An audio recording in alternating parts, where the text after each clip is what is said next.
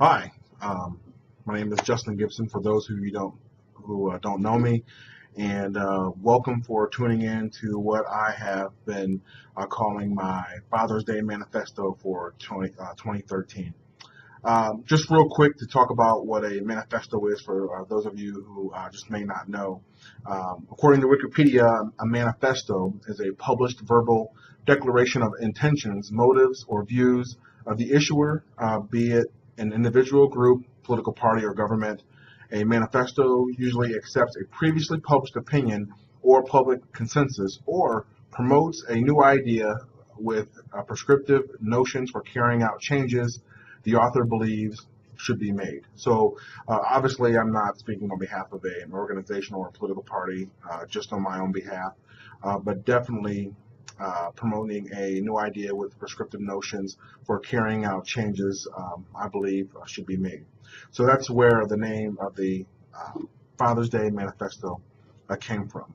So to talk about a little background as far as where this came up with, obviously about a month ago in May we celebrated Mother's Day, and Mother's Day is a big deal in this country. Um, you can see commercials for all kind of restaurants saying, make your reservations early because we'll be filled up. You can go to any gas station or the side of the road and people will be selling flowers or chocolates or candies. And actually, Mother's Day is the single biggest event for the Hallmark cards and selling their products, even more than Valentine's Day. And so for Father's Day, it seems like the best you're going to do for Father's Day, the best you're going to get is having a Lowe's commercial, having a sale on hammers and drills.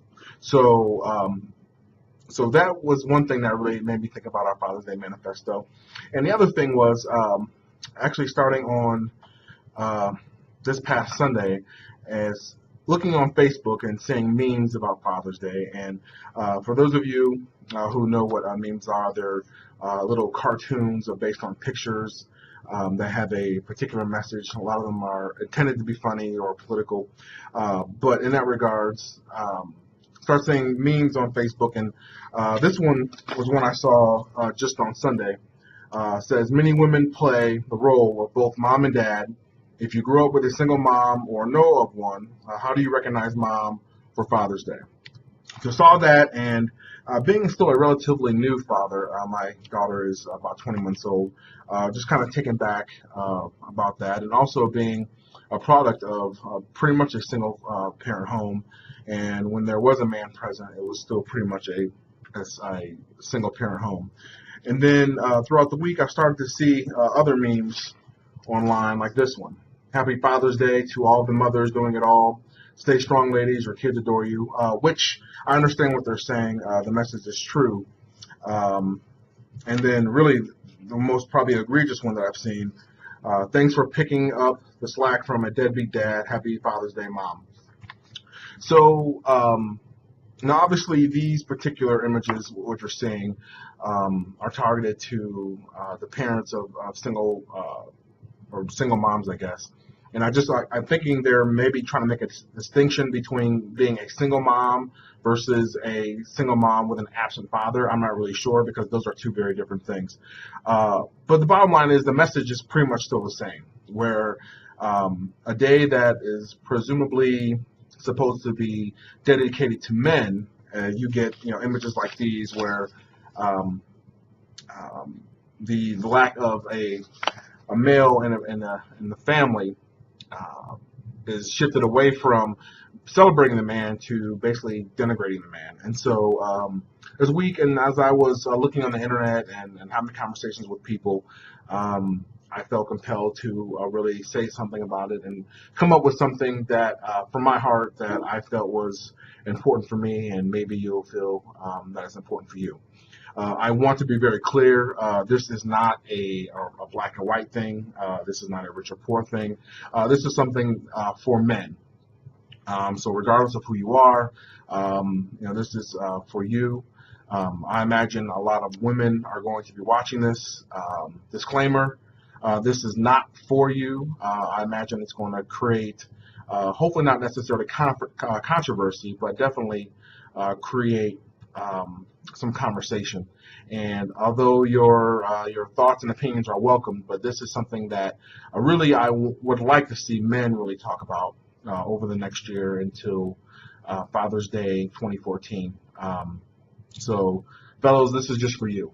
And really had just 4 points that I really want to talk about in regards to my manifesto. These aren't things that's going to end single parent households. These aren't things that are going to end things such as maybe infidelity or drug use or any of those things that affect men in this country. But these are just some thoughts that will help us really begin taking the roles in our families and our communities that traditionally we're used to enjoying. Not saying that women take a back seat, but no matter what your belief systems are, whether it's from a religious standpoint, saying the men is the head of the household. So this is not being misogynistic. It's just talking about what can we do as a manhood, a brotherhood, if you will, to help support each other and help elevate us as a subgroup within this country. So, as I mentioned, just 4 quick things, and hopefully you'll find great value in them. If not, I wouldn't be too offended. So the first thing really is that as men, we really need to start taking care of ourselves. This doesn't just include physically, but it also includes spiritually, mental health. Obviously, with some of the tragedies that happened out in Newtown, Connecticut, with the school shooting, and with the out in Aurora, Colorado, with the movie theater shooting, and even going back to near where I'm from, northeast Cleveland, school shooting involving a young man who killed 4 people. So physical, mental, spiritual health, regardless of what your belief systems are, we need to find ourselves making sure we're more grounded and taking a look at those things, especially physical health with prostate cancer and heart disease and with diabetes. We need to start looking at those things because women they traditionally get their checkups. It's just the men, until we feel terrible, we really don't go see someone. And all those screenings that we're supposed to be getting, fellas, especially at 40. And it even comes to our diet. I know it's summertime. It's grilling season, and the ribs and the hot dogs and the burgers, but we really need to make sure that we're compensating with that, with making sure that we're making healthy dieting choices. And mental health, you're hearing more and more that there's always a stigma about going to see a psychologist and having someone to talk with your problems to. But more and more you're getting a movement to saying that whether you have a diagnosed mental health issue or not, it wouldn't necessarily be hurtful to go sit down and talk with somebody because we all have issues. And so that's number one. We need to start taking care of ourselves. The second thing really is probably going to spark the most conversation is that we need to treat the women in our lives like they should be treated. Now, I'm not saying that we have to be agreeable with them all the time or say that they're always right, because clearly they're not. I'm not saying that if you have a child with a woman and you're not married that you should go out and marry them, because believe me, I'm definitely not saying that. But what I'm saying is as part of the Father's Day Manifesto is that it's not about us and them per se. It's also about how the younger generation is viewing our interactions with the women in our lives. For instance, if you're one of those children in one of these single parent homes that are described in these memes, your children are seeing these interactions, and young women are using that as the standard for how they're going to be treated by men in the future.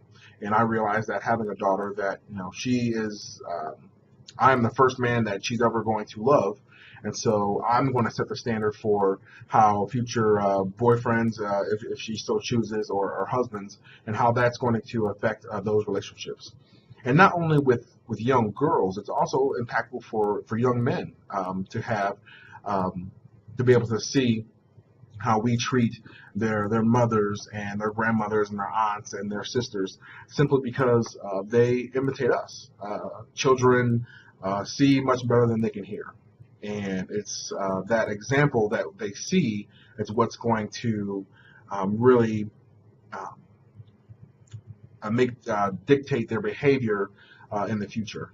Because we definitely can't leave it up to pop culture. Because if we leave it up to, the rappers and the people we see in all these reality shows, that Love and Hip Hop, I think that's what that show is called, and the Braxtons and all these people, all these shows that show negative images of manhood, we can't leave it up to them to dictate what a man should be like and how a man should treat the women in their lives. So we definitely need to begin treating the women in our lives much better. Not saying that some of you already don't, you very well could, but we just need to be more cognizant of that, simply because the next generation is watching us. So that was number 2. Number 3, I realized that this Father's Day manifesto is probably going to be viewed by men who don't have any children, and that's fine. So whether you don't have children or not, Father's Day should be more about Men's Day. And when I was in college, probably 19 or 20, an older student who I looked up to, told me Happy Father's Day. I was like, brother, I ain't got no kids, but thanks anyway. And he said, well, do you have any young people in your life who look up to you?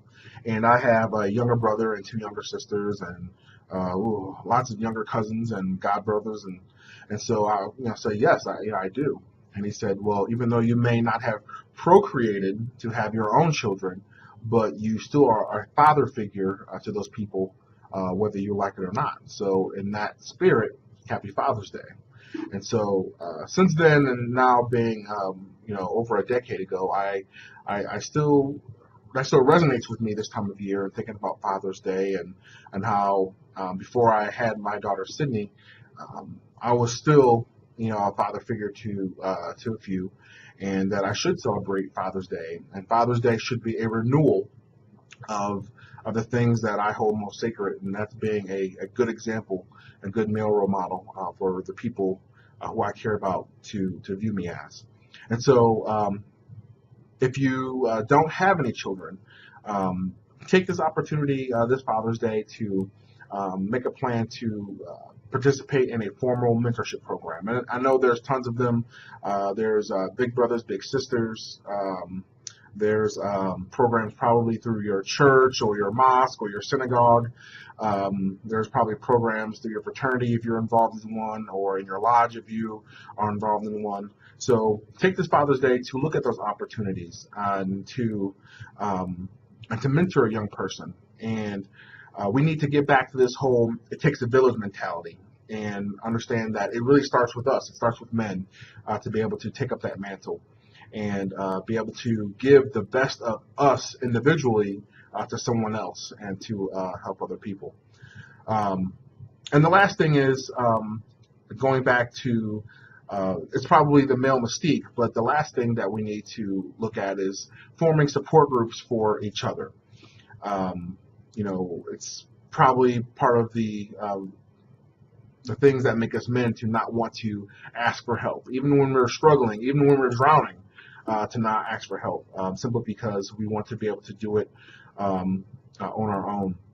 But if you need support in becoming a better father or a better son or a better husband, we need to start pursuing different avenues and strategies to be able to support one another.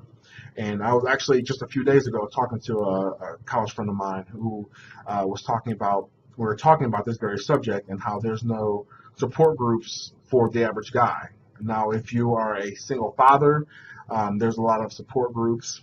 If you are just coming out of incarceration, there's a lot of support groups.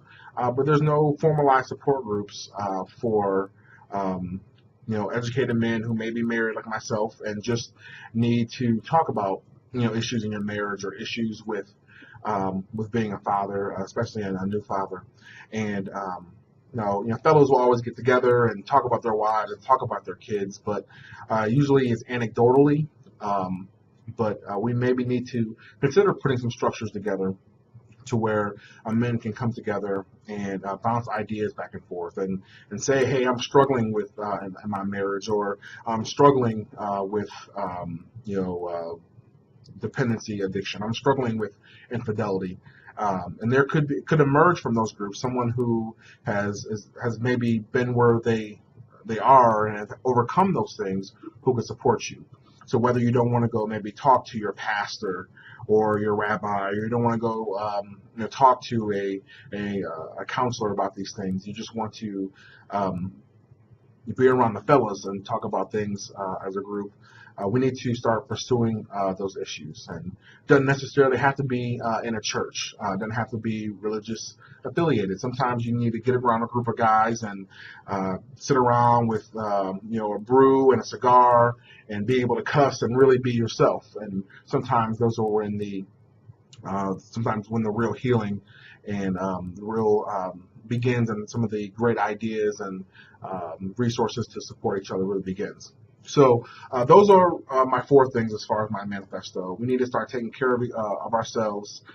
We need to treat the women in our lives the way they need to be treated. And number 3, whether you're a parent or not, looking to become a father figure, role model to someone else. And we need to start seeking support of other men around us to help us become better fathers and better husbands and of the like. So as I mentioned, ladies, I'm sure a lot of you are watching, and I appreciate it, and I'm sure you're going to have your own opinions, and I respect that, but this one is not about you. It's really about us and things that we can do to improve the lives improve our own lives and the lives of people around us. And we also, in this, guys, we need to keep ourselves accountable.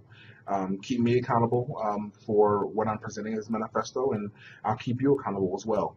And so that we can begin taking our homes and our churches and our organizations and our communities to a higher height for the rest of 2013 and 2014. So this is not really an ongoing thing. This was just something that was on my heart for this past week. So for all women, please don't be offended when I wish none of you happy Father's Day, because none of you are fathers. Fellas, I wish you all happy Father's Day. Whether you are a good father or a bad father or not a father to anyone. And really, this is not about fathers. It's a happy Men's Day, a happy Manhood Day. So I hope you really look at it from that perspective about being a man, and I wish you the best in 2013, and hopefully in 2014 we can see some of these things in the manifesto come to fruition, and next year it'll be more of a celebration as opposed to try to fix the injuries that plague us men in this country. So with that, again, happy Father's Day, and we'll see you back next year.